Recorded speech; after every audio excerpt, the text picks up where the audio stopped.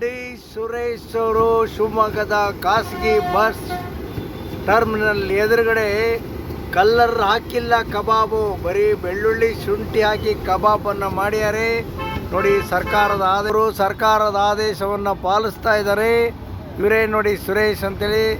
ರೈಸನ್ನು ನೋಡಿ, ಮೊದಲು colour ಹಾಕ್ತಾಯಿದ್ರು, colour ಹಾಕಿಲ್ಲ, ಸಖತ್ತಾಗಿರೋ ಕುಷ್ಕ ಮಾಡ್ಕೊಂಬಂದ್ಯಾರೆ. ಅವರಿಗೆ ನಾನು ಧನ್ಯವಾದಗಳನ್ನ. ಈಗ ಕಲರ್ ಹಾಕಿಲ್ಲ ನೋಡಿ, ಇಲ್ಲಿ ಮಸಾಲೆನ ಕಲಿಸಿದ್ದಾರೆ.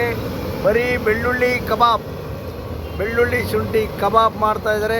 ಇವ್ರಿಗೊಂದು ಥ್ಯಾಂಕ್ಸ್ ಹೇಳಬೇಕು. ಇವರು ಮಾಡ್ಕೊಂಡಿದ್ರು, ತುಂಬ ಕ್ಲೀನಾಗಿ ಗಾಡಿಯಲ್ಲಿ ಎಲ್ಲ ವ್ಯವಸ್ಥೆ ಮಾಡ್ಕೊಂಡ್ಯಾರೆ. ಅವರಿಗೆ ನಾನು ಶಿವಮೊಗ್ಗ ವಿರೂಪಾಕ್ಷ ಒಂದು ಥ್ಯಾಂಕ್ಸ್ ಹೇಳ್ತಾ ಇದ್ದೀನಿ. ಕಲ್ಲರ್ ಇಲ್ದರೆ ಇರ್ತಕ್ಕಂಥ ಕಬಾಬನ್ನು ಮಾಡ್ತಾ ಇದ್ದಾರೆ ಅಂತೇಳಿ. ಸುರೇಶ್ವರೇ, ಕಬಾಬಿಗೆ ಕಲರ್ ಹಾಕ್ಬೇಡಿ, ಬ್ಯಾನ್ ಮಾಡಿದ್ದಾರೆ ಅಂತ ಹೇಳಿದ್ದೆ. ಅವರು ಸ್ವಲ್ಪ ನೆಗ್ಲೆಕ್ಟ್ ಮಾಡಿದರು.